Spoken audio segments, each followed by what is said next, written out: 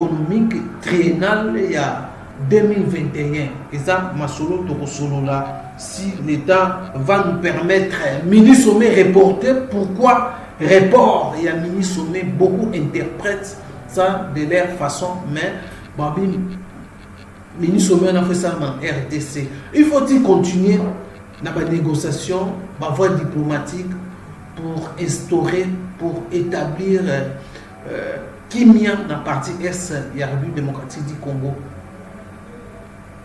Est-ce que c'est important dans la minute Congo toujours dans la négociation pendant que la négociation, la voie, la RDC, les autorités, la voie diplomatique pour mettre fin à la tuerie à Est. Mais en attendant, les Congolais continuent toujours. Il y a des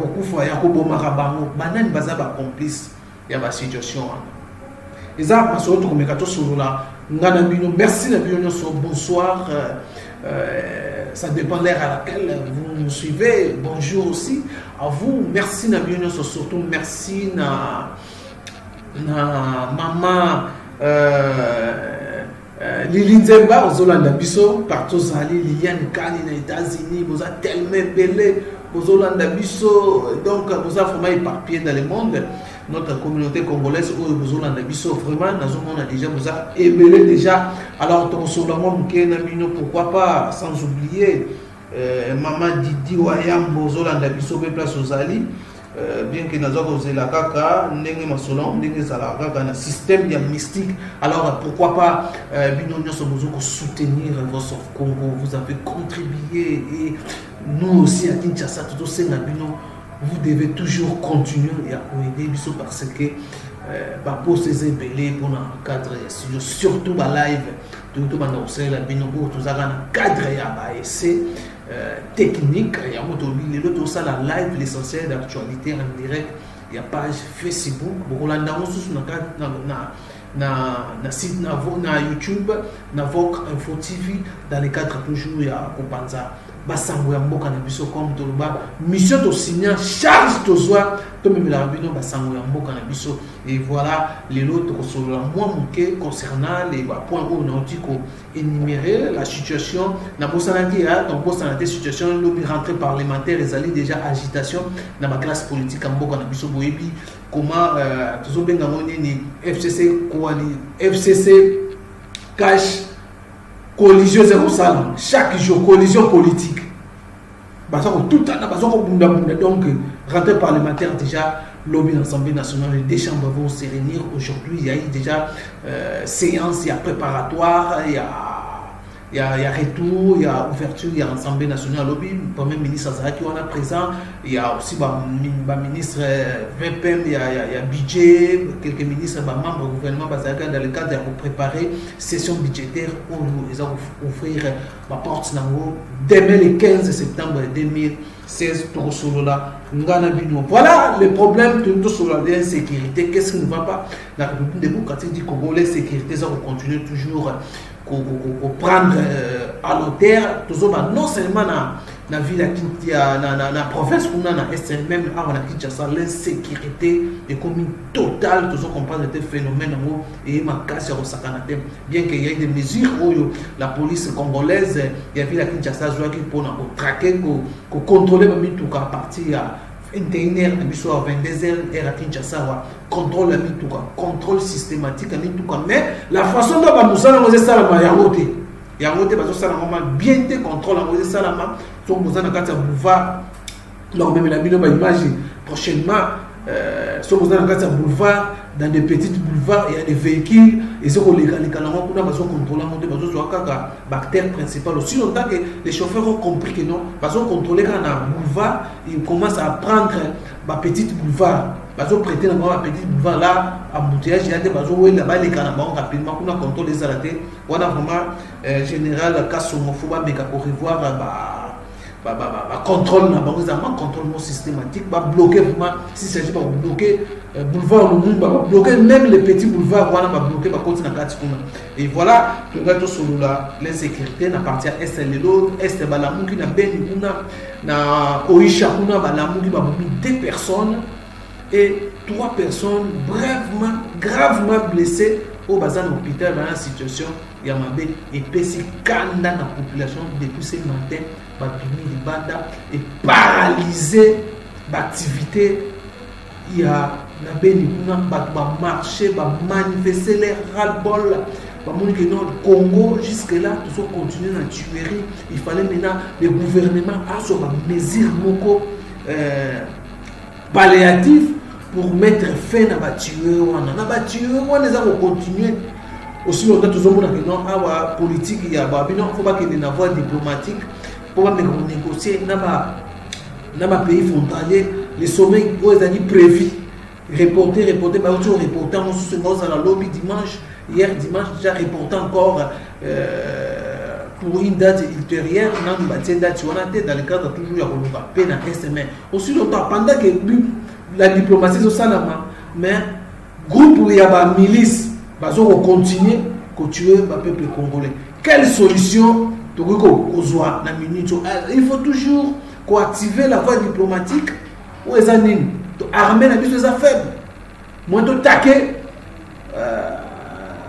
la force négative ou eza na mboka na biso eza te bien qu'il y a des Congolais complices au bazan na kati wana bazo préférer tuer ndeko na bango ba Congolais pour moyenner quelque chose au bénéfice il y a ba pays étrangers ba yi ba minéraux ba kende ko bongisa mboka na bango biso monde na Congo toujours souffrir. Il y a aussi les membres dans le gouvernement, il semble aussi, ils complices par rapport à rapport au Bima. Est-ce qu'il faut toujours continuer à ça? Il faut toujours continuer dans la diplomatie. Pendant que les Congolais continuent toujours, il y a beaucoup de gens. Ils ont traqué les Congolais dans l'Est. Les gens ont béni, ils ont qui donc population bazali ya kusilika makasi babimi libanda jusqu'à ce que ba lécher même un militaire quand les qui makasi pour dire non ba et tuerie ba senga chef de l'État a vraiment imposé autorité na mboka la République démocratique du Congo. Voilà ce qui s'est passé. Des morts ba tué dans Oisha. Et puis si moto au sakanate ba Congolais ba tomboki ya population ya beni ba tomboki ba marché journal les qui vraiment journée moko que l'activité ça qui paralysée comme ça la quitté des ordres mais à la fin on a interpellé 24 personnes dans la police congolaise où bazali ba semer bon ba poser ba qualifier bon ba qualifier bon tout le banine baza déjà ba déjà l'insécurité bazo vivre l'insécurité bazo kufa chaque jour donc il fallait pas manifester pour que le gouvernement soit à service habilité à mettre calme dans la partie va intervenir rapidement. Tu vois comment les choses évoluent là-bas. Il y a aussi des Congolais corrompus. Bandimi ba bomar bandeko na bango pona mbongo bandimi ba bomar bandeko na bango pour vendre ba minéraux ba richesse à mboka na bénéfice ya ba étrangers. Il y a aussi des groupes ba force étrangère ba groupe armé au étranger ba groupe armé au pays il y a ba mboka mususu et aux qui peut RDC. Donc voilà un peu concernant ce qui s'est passé aujourd'hui à partir de cette tout le monde a dit sommet peut-être koya ko modifier koya ko trouver solution na makambo ça ko lekana est kuna mais tout le monde qui sommet on peut ba reporter maintenant tout est maintenant comment le gouvernement va prendre ba mesure moi makasi Tolanda qui ministre pardon le général Mbada, il y a force d'armée congolaise où il y a quitté dans le cadre il y a Koluka moyen pour que Kimia et se rétablir dans la partie à est mboko na biso place oyo ba menace nyonso ezali place oyo ba milice baza ko occuper mboko na biso. Tout le monde a dit ce qui s'est passé dernièrement wa ba milice à Kodeko ba eti na ville il y a même comme imisa ba prisonnier bango. La police va accompagner par raison de ces place. Est-ce que guerre est aussi là? Guerre est aussi de la façon. Quelle mesure ni makasi gouvernement faut na kati na partie wana na est il faut déplacer les militaires, il faut changer encore des militaires, il faut la force wana est baluka va recourir à la force militaire équateur, mais non, est-ce qu'on va bunda dans le monde? Et ça, la question va poser comment trouver solution, il y a sécurité dans la partie est, il y a beaucoup de mission. Voilà un peu l'essentiel, il y a ce qui concerne ce qui s'est passé aujourd'hui dans Béni, comment va Congolais va Silika qui par rapport il y a continuité la tuerie de l'eau, la monta qui va continuer à bomber des personnes pour épaissir flamme partout en est, mais on toujours a beaucoup de gens qui ont une division, beaucoup de gens risquent division pour Kanawana et pour créer tribalisme parce que toujours l'idée dans le micro tribalisme on soit en plein RDC. Or, tribalisme, c'est parmi les éléments où il ressent que non, comment ils ont divisé. Ce qui, le leader d'opinion va fermer les yeux. Si le leader de l'opinion va fermer, même le leader politique, ce qui va tirer ma campagne, les gars, et qu'ils aient la mission, pas si on s'arrête. Pas si on s'arrête. Alors voilà un peu tout le concernant les événements et les manifestations où il y a dans la partie est de la République démocratique du Congo. Tout le concernant aussi la situation, il y a la fraude dans la frontière de la République démocratique du Congo, surtout dans Zambie. Il y a déjà une vidéo qui circule dans l'étoile, dans les réseaux sociaux, où on a des remorques. Ils ont côté en RDC d'une façon frauduleuse. Ils ont côté en fraude. À complicité aussi, n'a pas Congolais, n'a pas douanier Congolais, n'a pas tout le monde travailler dans la frontière. À complicité. Les autres ont des remorques ou dans Zambie. Les remorques, il y a des Zambiens. Les matricules, il y a Zambie. Afin côté en RDC, tu évites par quel magie, parce que sur ma plaque, il y a des RDC, soit parce que le véhicule, soit parce que ça m'a donné, parce que quand ça m'a donné Zambie, il y a Zambie, il y a RDC, placé sur place, peu compte, et puis demander que non, ils ont une remorque, il y a RDC, ils ont une RDC, quand ça qui Zambie, mais ils ont ils ont entraîné fraude, et quand on a fraude, on va payer la taxité. Bakota na ndengwana bambongo banyala bafuta na taxe ba négocier na ba individu o bazana kati bato baza habilité la sécurité o ba yebi bazana kati circuit ya cop bambongo ne kota na ba poche na ba l'argent est là échappé dans le trésor public l'argent c'est qui manamboka mais les individus bazwa ko s'enrichir na mboka après quand les mêmes batouana on a un message que non, faible mobilisation. Voilà, nous-mêmes, Congolais, tout ça, problème, il y a avancement, tout ça, problème pour m'arrêter les mains. Maintenant, les autorités, les lots vidéo et bimi, les lots besoin de ma capitale, la numéro matricule, il y a Zambie. Mais elle va comme on n'a pas compte, ils ont changé au sud de vie à Congolais aussi, ils ont appelé nous, ils ont un corps, ils ont ça. Est-ce que plaque wana na document ni tout quand parce que vraiment convenant non les documents sont conformes na plaque wana tala makambo c'est le na frontière autre na frontière na Kolwezi tala ndenge bazolongola na kati ya Kolwezi azolongola Congolais azolongola plaque bazolongola plaque ya Zambie bazotika ya RDC pour foutre fraudité peut foutre la taxe à douanité. Voilà ce qui se passe. Comment changer les autorités, il ne faut pas faire ça. Mais sous notre loi. Il faut que les faut s'il s'agit de l'équipe c'est ça dans la frontière de Zambie, c'est ça les choses qui passent. Les grappins dans Kasumbalesa. La Kasumbalesa, c'est aussi c'est la même chose. Où est les caca? On se dit que non, Congolais. Continue à manquer, balingi na bango te que non mboka est bénéficié na ba taxe wana moins de mbongo ne kota na poche ba tala Congo que changer ndenge nini il faut maintenant l'autorité habilité il faut s'impliquer il y a ma fraude douanière il faut une loi même dans l'Assemblée nationale pour sanctionner sévèrement Batoyo, parce qu'on entretenir magouille ou aneza oleka. dans ma frontière. Bon, l'État, c'est échappé, trésor public. C'est qu'on budget qu'il y a un dessus, Makambo et Badakala, plus de 18 ans.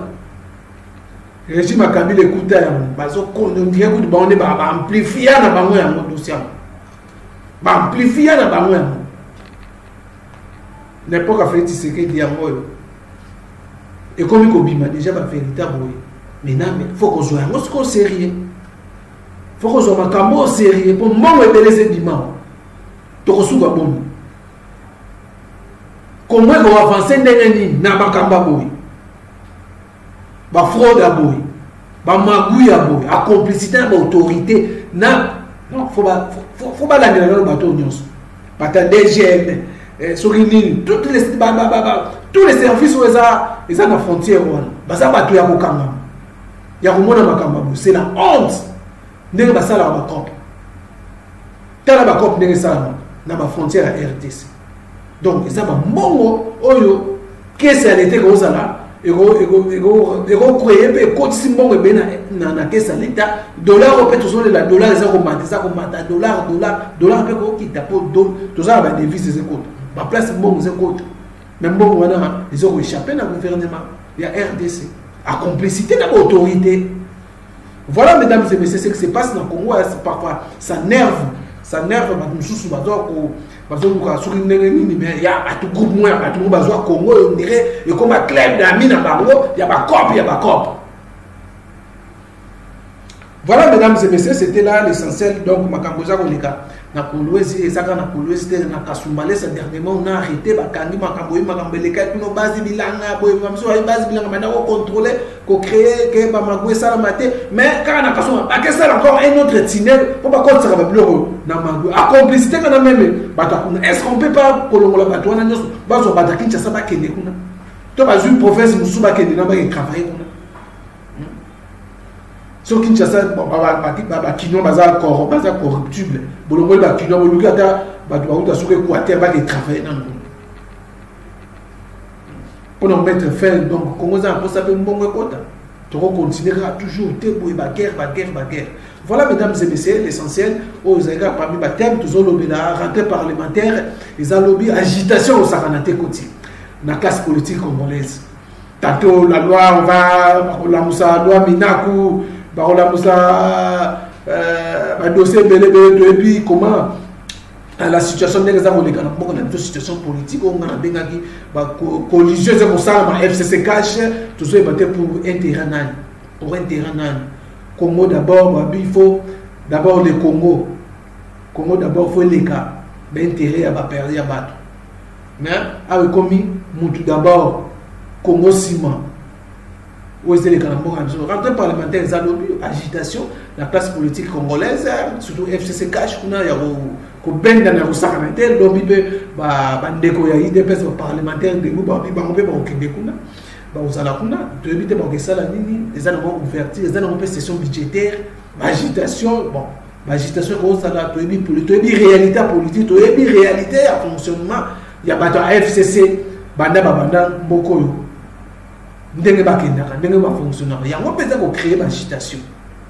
Ils ont créé l'agitation et ça masolo to komeka to sola na kati ya l'essentiel d'actualité. Je crois que nous avons beaucoup de temps donc rapidement dans ce qui concerne toujours FMI ndenge aude ko pesa trois préalables pour que la RDC na FMI ba meka conclure accord na bango formel pour un programme économique triennal en 2021 où baza ko senga aussi moi traçabilité mon là bazo senga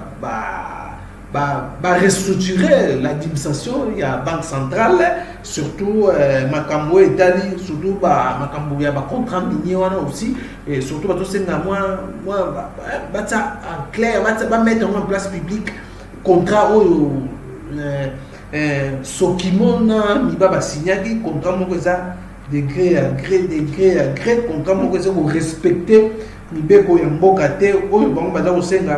il faut vraiment vérité et la transparence est là dans les secteurs miniers aussi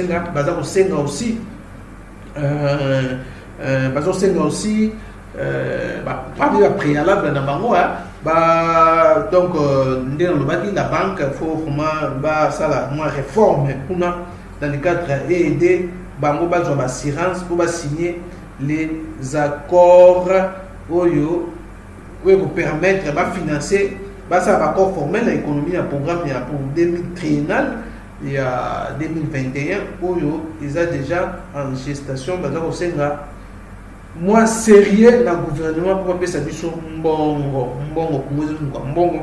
tout ça mbongo sommet reporté mesdames et messieurs na moi de resuka wana tant déjà ils ont une partie parce que l'essentiel d'actualité ils ont rubrique nous avons conçu ça pour 10 à 15 minutes mais nous avons dépassé tant dans moyen surtout nous allons revenir même demain si le temps va nous permettre si aussi information ezali tokozonga dans le cadre toujours tout solola makambo ya mboka sommet reporté mini sommet oyo nakosalama les 9 reporté les 13 reporté encore pour une date ultérieure. Qu'est-ce qui a fait que est reporté sommet wana solution na moi ezalaki nini bien que ba thématique mais on va discuter sur la paix na Grand Lac, dans la frontière, surtout à RDC, situation RDC, les gens qui ont tué partout, on tue les Congolais, les a sommeux peut-être, ils vont trouver solution, mais c'est fait que non, sommeux ne vous a suscité, pour des raisons, je vais évoquer. Par raison, il y a préparatif, il y a session, il y a Nations Unies, où le pays va se préparer à il y a un salle à na Mikoleza. Merci, Nabil, nous sommes besoin que les bateaux à partir depuis Kinshasa, à Ouad, au Zalaki, dans les 4, il y a représenté l'essentiel dans 4 pages Nabiso. Il y a Facebook, où vous avez épelé à Roland Nabiso. Merci, Nabil, merci, Francis Baka.